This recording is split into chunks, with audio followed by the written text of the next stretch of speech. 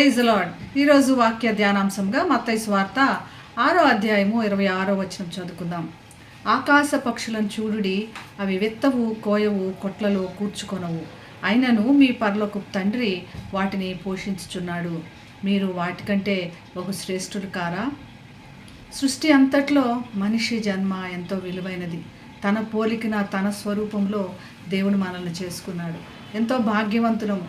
అన్నీ కావాల్సిన తలాంతులు, అన్ని క్వాలిటీస్ మనిషికి ఇవ్వడం జరిగింది. అంత గొప్ప జన్మ మరియు దేవుని చేత ప్రేమించబడే యోగ్యత మానవుడికి ఇవ్వబడింది. కానీ ఈ మానవుడు ఏమి తిందుమా, ఏమి తాగుదుమా అనే ఆలోచిస్తూ మరి సమయాన్ని వ్యర్థం చేసుకుంటున్నాడని యేసుప్రభు చెప్తున్నాడు.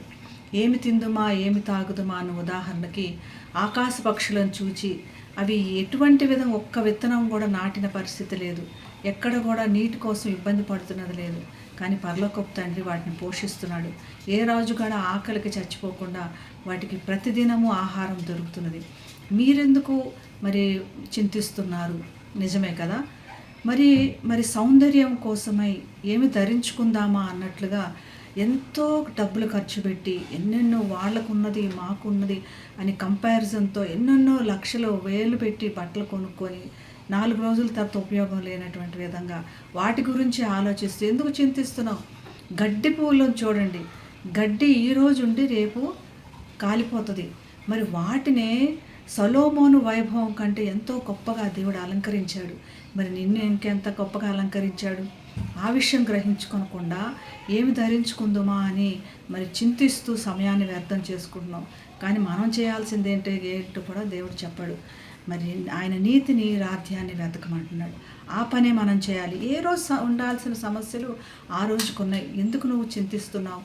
దేవుడు నిన్ను నడిపించేవాడు. దేవుని చేతికి నీ చేయి అందించు అని. మరి అటువంటి విధమైన జ్ఞానవంతమైన జీవితం గడపడానికి దేవుని సహాయం కావాలి, పరిశుద్ధాత్మ నడిపింపు కావాలి.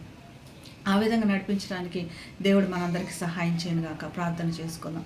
మహాగణుడైన యేసయ్య, పరిశుద్ధాత్మ తండ్రి, మా చేయి పట్టుకోనండి ప్రభా. ఏం తిందుమా, ఏం తాగుదామా, ఏం ధరించుకుందామా అని మరి చింతిస్తూ మా విలువైన సమయాన్ని నీ యొక్క కృపను పోగొట్టుకుంటున్నామేమో ప్రభా. మాకు ఒక్కసారి గుర్తు చేసి మమ్మల్ని లేవనెత్తి మాకు సరైన జీవితం నేర్పించి ఆ విధంగా మమ్మల్ని మేము సరిచేసుకుంటూ ముందుకు సాగే కృపను దయచేయమని యేసు నామమున ప్రార్థిస్తున్నాం తండ్రి. ఆమేన్. Have a blessed day. God bless you.